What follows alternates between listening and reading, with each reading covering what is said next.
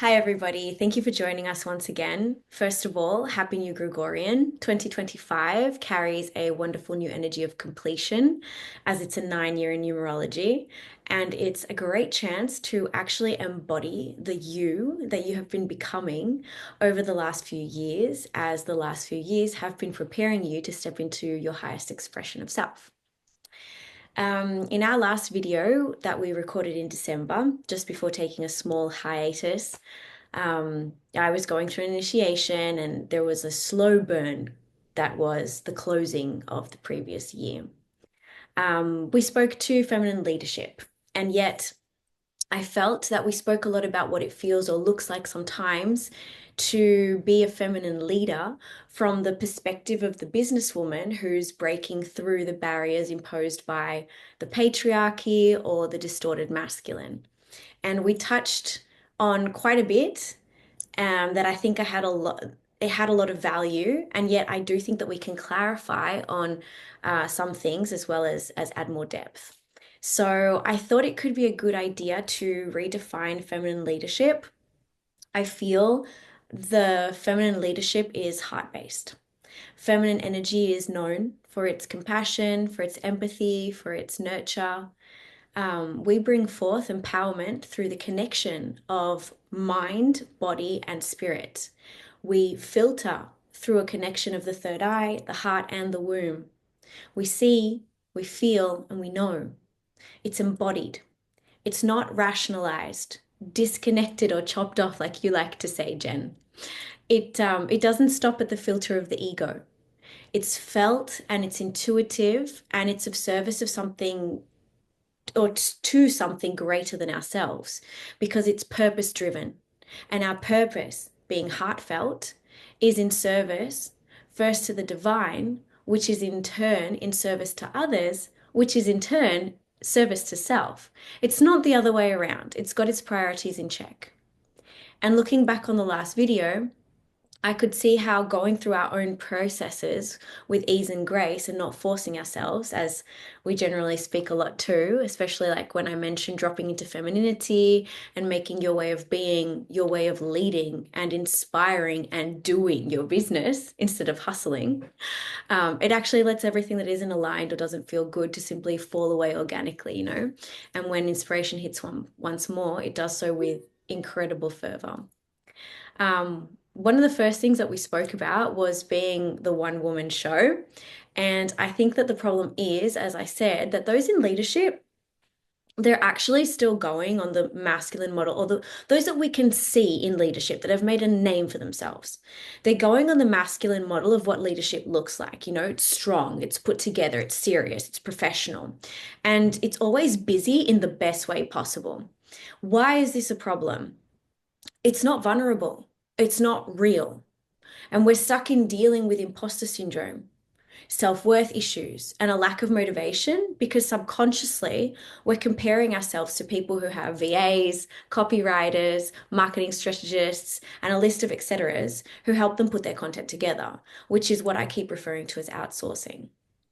I spoke about many of these fields being predominantly male dominated, and that I thought that it was actually perfect because this is in fact a little example of how collectively the masculine can support the feminine. But I do have one petition. Please stop mansplaining and telling us that we have to do things the way that you see them or the way that it's been taught. Because that means that, we're completely forgetting the fact that we are women and that we function differently to men and the masculine structures, right? I mean, there is a fine line. We're in the midst of these switches in dynamics, and I love how you said this last recording. We are intuitively guided to how we thrive in our work, and we're making big changes. So it's like there's a petition for the masculine, um, perhaps unfortunately still generalizing, right? But, just please stop making it difficult for me. Be part of the change. Don't tell me that I have to do things a certain way because, like you also said, my service is an energetic being in itself, and it's telling me what it desires to be, what it desires to offer, how it wants to look, how it wants to feel. So if I'm getting this information from my service itself, and yet you're telling me what, when, how, why I should do this or that, then it isn't going to work for me and my business because it isn't actually aligned to the core truth of what my service is and represents. I mean, I know you've definitely got something to say about this from a recent experience, so I promise I'll wrap this up. But I just really wanted to emphasize that we aren't trying to fight for the torch. We're trying to illuminate a new path together. And, the feminine supports the masculine in so many ways. And just as a leading man has a good woman by his side, I believe that a leading woman has a good man by her side. We're a team, a perfect tandem, and all the while maintaining our individuality in our own pursuits, together we can complement each other and wonderful co-creation can be birthed. I know that this is another topic that we've both been musing over for a while, as we've both been gifted similar visions into our paths and purposes, and we have seen our partnerships in which we elevate each other and are rising together. So, how about you take it away now, Jen? Yeah, definitely. I feel like there's so many topics, so it's hard to remember everything and everywhere what I wanted to say. Definitely the first point I want to bring in is for me, a feminine leadership is heart-based, yes, but it's also sacral led. So it's like about sensuality is also and the flow and the water energy. So I think these are also really beautiful examples of what is not in a masculine led business, but in a feminine led business, especially for me. So I just wanted to highlight that as well. But I think we're going to talk about that another time in depth, but I just wanted to bring that piece in. Definitely about this whole mansplaining. I think I didn't even use that word, but I copied it now from you. For me, a lot about the examples that have happened recently were all related to marketing strategies and how I could implement different things into my business. And first of all, I want to say, I think I am a fan if we inspire each other. I'm also a fan if someone does give me good, valuable tips that I might have not thought about, right? So that's always welcome. Lately, though, what has happened often, and I mean, I'm like full on running my own business now for 3 years or more than 3 years, and I've been starting more than that. So I would say I actually have quite a lot of experience, right? So if people are coming into my field and they're directly saying, oh, you should do this and this and that, without actually checking in with me first, have I actually thought about that? Maybe what is the reason why I'm not doing it? You have to start always with directly defending yourself and like explaining in this exhausting way. And I've just lately realized this being fed up with that. And the example I want to share, because I think sometimes it's easier understood with an example. As you also know, I'm also doing crochet tops. So lately or recently, over New Year's, I was at a festival selling my crochet tops as well as some of my plants that I have, as well as some garments that a dear friend of mine who is currently actually also self-employed businesswoman, but she has a 2-month-old baby, and the society, the government is not supporting women like that, which is also crazy. So a female-led business, and she's not supported. Anyway, so I was at this festival and I was having this market stall, right? And a lot of people often come to this and they're directly asking the first thing they're seeing it, they're like, do you have an online shop? Or do you have a shop somewhere that I can go and look at? And often what my answer is like, no, but you have the chance here to try it on and look at it, because if you buy it online, you don't actually know if it will fit you, right? So that's always the first answer. So I had this guy, and I would say he was around 20, super, super young, and he did the same. And then he was like going into a whole discussion with me why I should open up a store.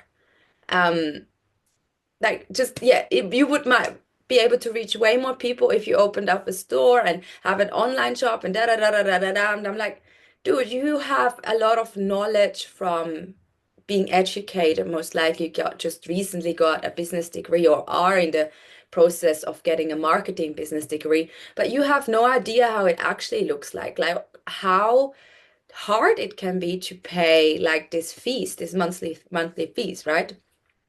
when you have a store, and also how much time it takes to open up an online shop. So it's just things like this where I'm like, wait, what about you asking me? Why are you just telling me what to do? So I just feel like this being fed up with not just fed up, but it's like unnecessary actually. It's not it's just unnecessary when people do that. And I definitely see that way more happening for women than men. I don't think it often happens. If a man, that's actually a really good example. If a man comes into a room and he tells you, this is my business, this is what I do, da, da, da, da, most likely 80% of the people will directly think, oh, wow, he has so much idea what he does.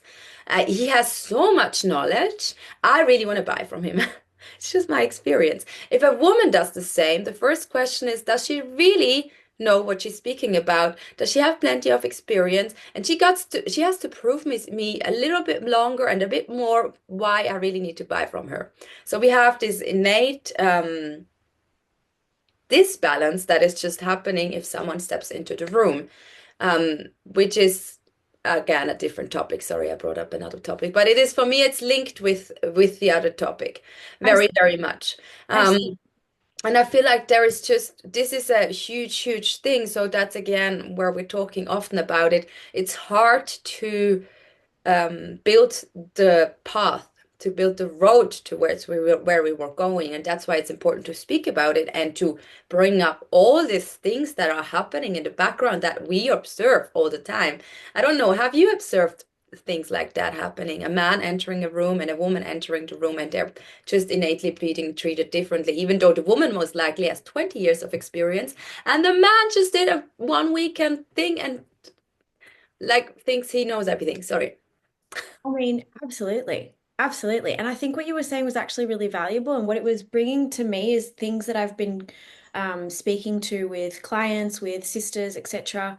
I believe also in stepping away from what we have previously known. We are also redefining ourselves as women. Instead of being like you mentioned, like a man walks into the room and he'll speak about what he does, and you'll just be super clear on what he does, right? He knows a lot about what he does.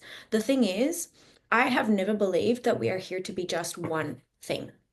And so, in what you're expressing, for example, I know that you're a mentor, you're a coach, you do your womb, etc. Um, yeah, I'll come back to that. However, there are more aspects to you. You are also creative in that you are doing your crochet. For example, you also do your cacao ceremonies. You also work with plants. There's so many different facets to you.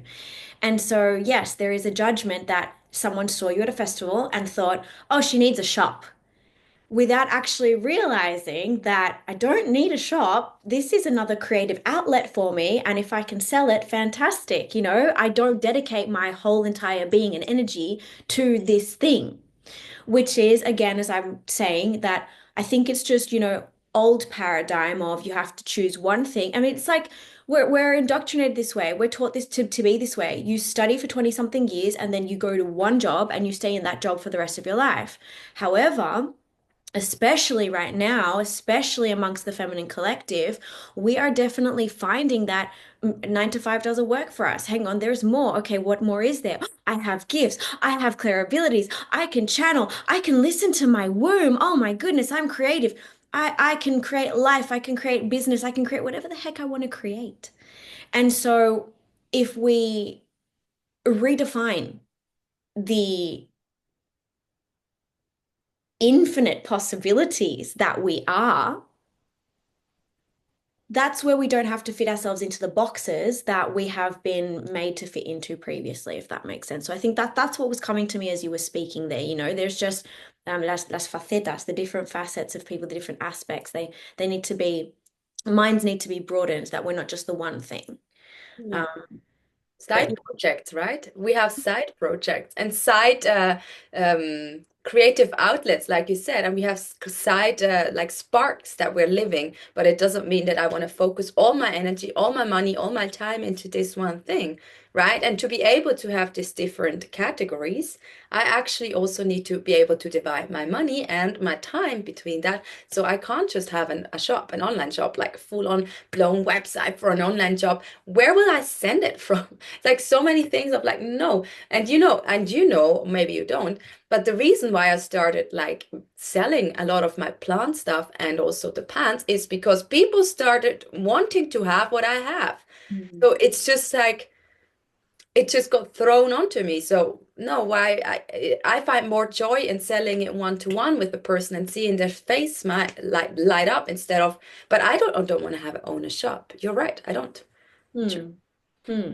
And it's super important to realize what you want and what you don't want, because otherwise, if we're forcing ourselves into things that we don't want, that's where we're talking to that moment of burnout that it's easy to get to, because we are so soulfully sure that our path and purpose is actually far away from a normal 9 to 5 or from a normal structure.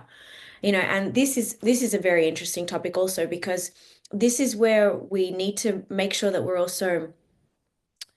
Oh, see, this burnout, especially because we were talking about it in the last video where we were feeling, a little bit frustrated that things don't happen, they don't manifest as quickly as we would desire them to, and we just really need to be sure and clear that you don't reap the fruits the day that you plant the seeds, right? We start our journeys of discovering what sparks our fires, we do the work, we integrate, we bring it into embodiment, and yet it's still vertiginous to stand in front of I'm just going to quit my job and I'm going to go all in. And here lays the problem. So many coaches and facilitators are actually encouraging people to make these radical shifts and changes in their lives. And yet, at the same time, most of them are making us sign contracts that stipulate that they are in no way, shape, or form responsible for our life-changing choices and or actions. They teach us that, or they tell us that it's all about energetics, so that you have to send a message to the universe that you're all in. And you know what? Listen, I did this and I shat on my whole financial structure and stability. I invested several thousands of euro myself. I did the containers, I did the processes, I did the channelings, I did the courses, I did the certifications. Each and every facilitator making promises to clear the Akashic records, but not actually going to the root cause, if not just going to like one affected simultaneous projection of self. I don't call them past lives anymore due to what I've been shown about the simultaneity of everything in the now and the lack of existence of linear time. But anyway, what they don't tell you is that when you're working on the wounds, especially the lineage ones, it goes deeper than just grabbing the bull by the horns and changing your mindset. And actually, how deeply have you changed it anyway? Like if a block isn't properly cleaned, integrated or cleared, integrated, and then the power is extracted from it and it isn't embodied, you will undeniably still have extremely subconscious beliefs that you're not worthy, that it's not going to work out for you, that it's so difficult. I mean, this mindset is linked to manifestation also, and I have a lot to say about this, but I have content going up on my Instagram and an ebook coming out. So if anyone wants to go deeper, they can check that out on my Instagram. But not only do subconscious beliefs stand in your way, but if you aren't honoring your ancestors and realizing how much power they hold, not just pain, then they're not going to gift you with it. They won't release you fully from the energetic block that's actually in place. And what I also want to mention is that we're forgetting that our businesses are not on Instagram, you know, also. Like we said, we post about our offers, we do a few stories, and that's it. We don't badger people. We aren't influencers. We have a presence, and yet it takes a while to reach a certain audience if you don't reuse the right hashtags, the right hooks, calls to actions. And there are a lot of us out there, but few who actually offer long-lasting transformation. I feel like people they're offering blanket statements and not really bothering to help you actually go any deeper, because they already got the full payment of the course, of the mentorship. They can't really be bothered going beyond the basic outline of their own course. And I believe that this is where we're talking about realizing that someone's course is actually not of value, has no value in it, and how important it was to actually recognize the intuition coming from your body. This is what you spoke about. So anyway, for me, witnessing these things has just made me really aware of what it means to work with integrity and offering true value.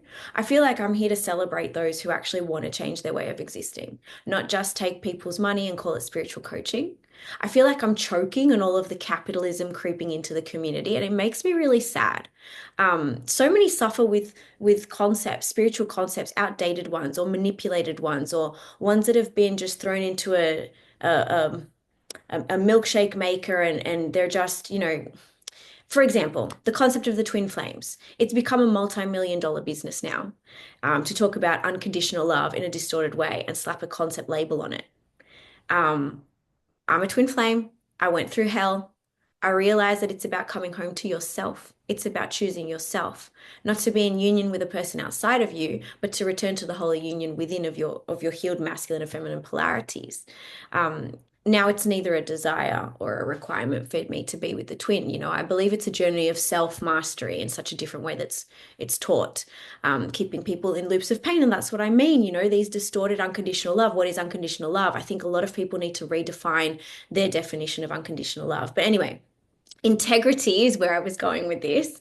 And I also think that it links up with what we're saying before about showing all the vulnerable parts of ourselves as leaders, the shadow, the light, and most importantly, the neutral. I mean, I think balance is real, not this or that. It's this and that. I'm constantly working on myself and I'm leading and guiding others in their work, in the work that I've done on myself as they do it on themselves. For me, integrity is also this. It's not just getting a certification and regurgitating a teaching that you picked up from the books, especially those that have been manipulated centuries ago and brought us to where we are today in need of change. But channeling, using the universal wisdom you hold and implementing into your experience, expanding on it and then teaching it. I think this is how you define your specific medicine. Like, you've given me pointers.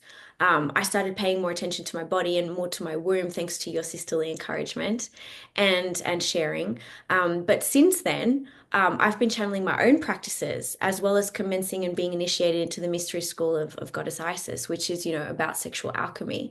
And I'm currently putting together a new course with the components that have been gifted to me, through me, for me, and hence also for my clients. I don't know, do you want to jump in here, Jen? Yeah, yes, sure. The topics, I'll try and catch up where we're at. There's so many topics that got brought in, and I had something before.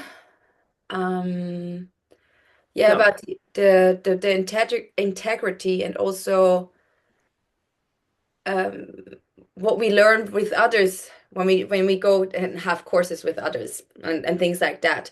And I definitely think what came up for me was that transformation and change, even though we live in a very fast-paced world at the moment. Don't know if you know this, but there is this saying that in the last 4 years, more people woke up than in 100 years before. In the last 4 months, it was again more than in the last 4 years. So we see that happens really rapidly and fast at the moment. It doesn't mean that change doesn't need to take time. And I think that's also a very much, for me, it's like patriarchy and capitalism, understanding that things move fast.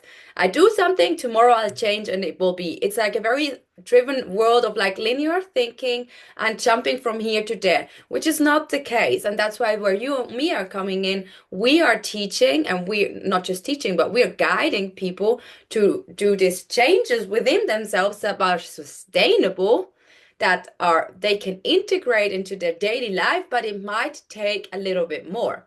But the change will be transformative. And then a little bit more, I'm speaking about months here. I'm not speaking about years. So if you're doing like a 1 week course and you think you're coming out of it completely different, most likely you are not. Actually, what happens, you come out of it and you will have difficulty integrating this to your lifetime, because it's very easy when we go, especially when we go to a retreat. You know that, I know that. It's very easy that when we're at the retreat, we feel the transformation. We are surrounded by people that understand us, that speak the similar language, and we feel the change. But what is often forgotten to be taught is that after retreat, you go back into your daily life. You do your job, you see your friends, you especially see your family. Try keeping up all the amazing things you have learned when you are seeing your family. Like, it's still the same for me. After years and years of like working on my wounds as a child and ancestral stuff, it's still nowadays, even if I see my mother or my father, things still come up. And at the same time, they come up, but they're not bringing me from 0 to 100, but they're maybe bringing me from 0 to 30. So that's where I see, okay, whatever I've done, I see the change. But this is the same, right? So what I'm trying to teach is someone or guide them, especially in my coaching, is to bring sustainable change into their life. And there I've also seen, and that's where my limits as a coach is. And I tell that to everyone in my first call that I have. You need to implement the changes and do the task I give you in your daily life between the coaching sessions, because otherwise no change will happen. And this is the truth, because the practice, the daily practice is what brings you change. It's not a one-time show. It's not, I do a manifestation today or an affirmation and my life will change. No, you gotta do daily practice about it. You gotta learn how to do it. That's why I love giving tasks. So basically, I have a client, she's a mother with a young girl. So I teach her to do some task with the girl because it will teach her to do to directly with her environment implement the changes, right? I teach her to bring this knowledge into the Christmas like meetings with the family because that's where the transformation happens. But it's out of my hand if she does it or not, right? And if she doesn't do it, I cannot promise that changes will happen. I mean, yes, that's wrong. Changes will happen for sure, but I cannot promise that we really will transform your whole life because it's also your work. I It's a wrong thinking that you think that you're going to a coach or anyone who's like leading a business and they will solve it for you. Mm. I will give you the right steps. I give you the intuitive knowledge. I will give you channeled messages. I will help you to listen to your own body so you hear your own voice and your own inner guidance. But then it's on you to do the changes. So I think that is a really massive and big thing where I think for myself, and I think every feminine-led business owner also has to do the most work on themselves.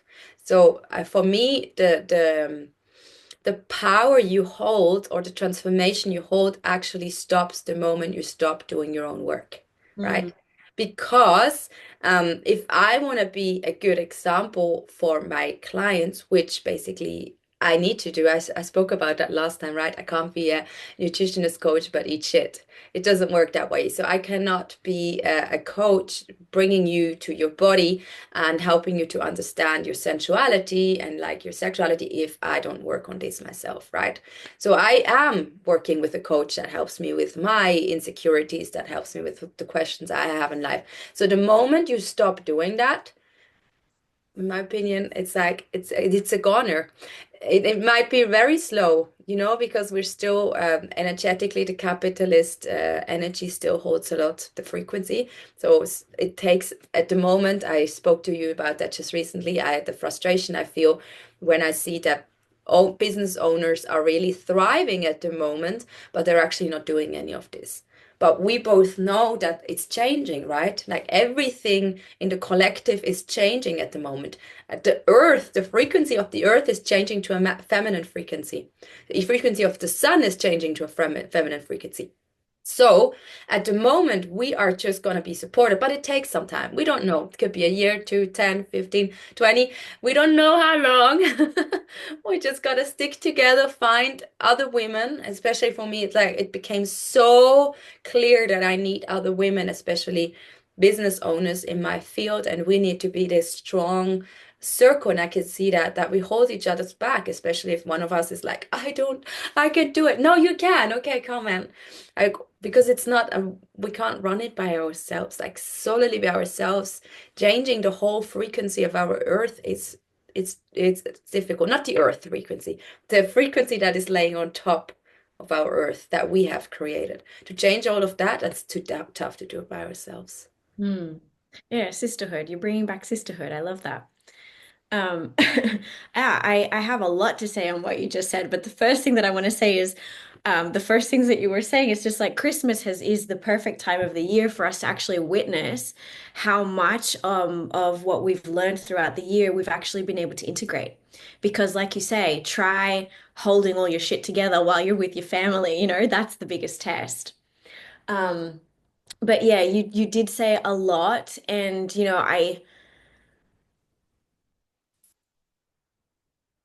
I have a lot to say about it, but the first thing that's coming to me, I don't know why, it's it's about bridging. I'm hearing the bridging. And I remember that this came from one of our conversations over the last summer that actually inspired this podcast. Um, we spoke about how we find that sometimes it's a little bit difficult for us to get our messages across, whether that's because, the human vocabulary is limited to express themes of the soul. Um, sometimes I feel like such expansion can't be explained because truth simply is, it's silent, it's universally understood. But I think that it's such a valuable topic because what I've been channeling is that whoever it reaches and touches, it will resonate with who it's meant for. It's fair and humble to believe that you're here to help as many people as possible, but you do need to be realistic. I can't serve someone who isn't on my frequency, and nor can they serve me. Now, I don't know why it's coming out this way, but it is. Remember that when I set our true purpose, it has its priorities straight, right? It always comes from service or for service to the divine, to other, and then to you. The thing is, this is because we're constantly learning, not only from our own mentors, because yes, as you said, yes, healers need healers. We need others to hold space for us precisely because we hold so much space for others. But we're all constantly going through our own purposes, through our own processes. It doesn't serve me to just, as I was saying before, to be just the one thing, to study one certification and to do that for the rest of my life. Where's my growth? I want to grow. I want to offer more growth, right? So we're also constantly learning from our clients too. They share themselves, they show themselves raw, vulnerably, they trust us with their growth. And with that trust, we are learning more of what it means to lead and not from a place of hierarchy. This is what you were saying, we give our clients tools so that they can then navigate their own processes without having to spend another 7,000 euro on an embodiment course, a 3,000 euros on a channeling course, 2,000 euro on a womb clearing, 5,000 euro on an initiation. And this is another thing that I wanted to say because what you're describing is basically the priestess path. It's literally about just, like I'm saying, being of service, constantly renewing yourself, constantly upgrading, right? I want my clients to be where I am. I want them channeling. I want them fulfilled. I want them living a life of abundance and sharing their own medicine with humanity. We learn more from our own depth about how we can make our services even better, even more transformative. The only the only thing that is certain is that things are ever changing. So I love renewing my service and my business. Every time that I upgrade myself, I upgrade my mentorships and services. I'm not just, one piece that it's not just also just one piece that I can make more money from. It's a piece that I can offer that is key to embodiment. It's just the whole time you were speaking, it's just embodiment, embodiment, embodiment. I really believe that this is the year of embodiment. We've gone through years of purging, of realizations, of stripping away, and this year is the closing of that cycle. It's the year of embodiment. This in the end is what I'm all about, true embodiment. So yeah, it grinds my gears to see other facilitators making millions, preying off people who require assistance by offering a ton of different mini courses on a ton of different topics and slamming a 3,000 euro tag on it. I mean, come on, it's a mini course. This is what you were talking about, right? I mean, do you think Buddha got to where he was with a mini course? Do you think Mary Magdalene did a three-part initiation into a lineage and suddenly, boom, she's a thriving priestess? No. They studied. They studied for years. They went within. It took them their time, their human linear time to reach where they were. And this isn't just a problem of the facilitators. This is a problem, as you were saying, of society, right? This is a problem of the clients. We're living in a moment of time where quick dopamine hits are on high demand and they're very easy to access. We no longer need to wait several weeks for a letter from a loved one. We don't necessarily have to save up for something. We can put it on credit and then pay later. Once the dopamine has actually hit and you're left thinking, what the heck am I still paying this for? This isn't working for me, I'm done with it. It didn't bring me any fulfillment or the fulfillment that I thought it would. I mean, this isn't just about courses and containers, huh? I used to go out shopping with my credit card and buy new clothes and new shoes and wear them and get the hit. And in the end, or at the end of the month, think, oh shit, how did 600 euro get on there? And now you have things like Temu and Shein and AliExpress, super low prices, absolutely no value. Easy analogies to follow, I hope, for the fact that people are selling well because they know the strategy. They're preying on people's suffering, selling mini courses with no real value. They're because and these mini courses that are just there online, if it's a class, if it's a course, great. But if it's got energy work in it and you're actually not presently doing that energy work, it's not really supporting your clients. I could go on about this, in fact, and this is a reason why I don't do free energetics anymore in my master classes. If there's no charge, if that makes sense. If I'm not requiring anything in exchange for my energy, the energetic currency is of less value than if I'm being properly compensated for the transformation that I provide. It's a transaction in the end. And this is just one very core piece to understand the energetics behind money. But anyway, I started out by speaking to Bridges, and it's coming back to me now. I went off on another one of my tangents. I think that the vocabulary that we use is perfect for those that are here to serve.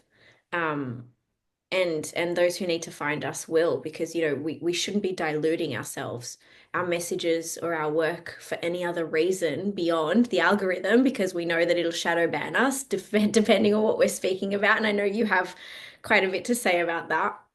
But the truth is, that if I'm diluting myself and I'm diluting the words in my message, then I can't truly and unabashedly be myself, and my soul clients won't find me.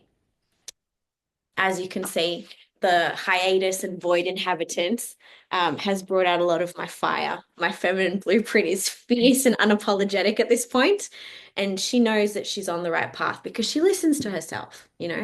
My car body's activated and integrated, and I live with my higher self anchored all day, every day.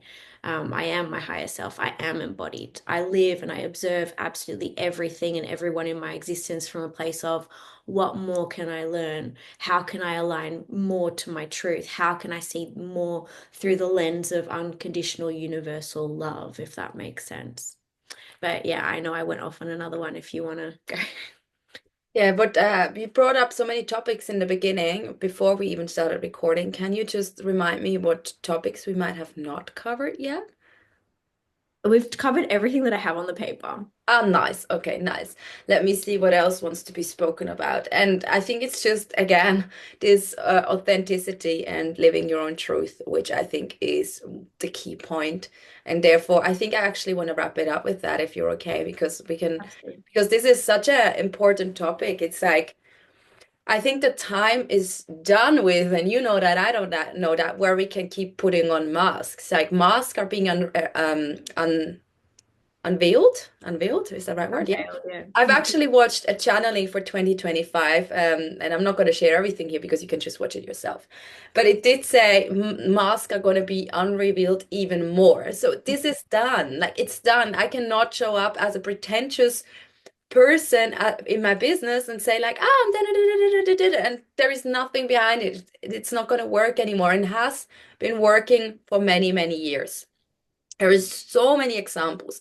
I mean, I know many examples of really good coaches, really good facilitators, but I probably know more facilitators and coaches out there that are promising you the rose-colored world, but they're actually giving you poop. So it's all about that, right? There is a thing of if you're just really good at selling, you should actually be working for someone else that actually brings the good value work to people. So anyway, it's all about that. We gotta work on our on showing up more authentic. And to be able to show up more authentic, I actually need to realize who I am even more and more and more. And there is no end to it. That's a really important thing to say. Like in everything, it's a path. Our life is a continuous journey and a path. There is no end to it. If there is someone there that says, I've reached this, I don't believe them. I've spoken about this before, but it's so important I need to say it again. So there it goes.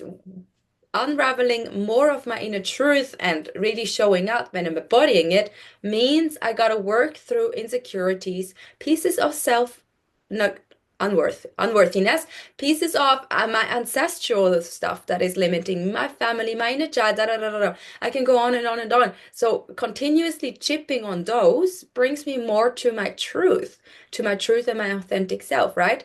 So this is going to be the way forward. And this is going to be also the way that is like innately in my DNA, I would say. It's on my path. It's like everything I want to bring to this world is also inspiring people to be more authentically them. And what better way to do that than if we show up in our unique way, in our mess, in our grandeur, in our majestic, in our like feeling like pajama looks. I don't know what a noun is for being in a pajama look.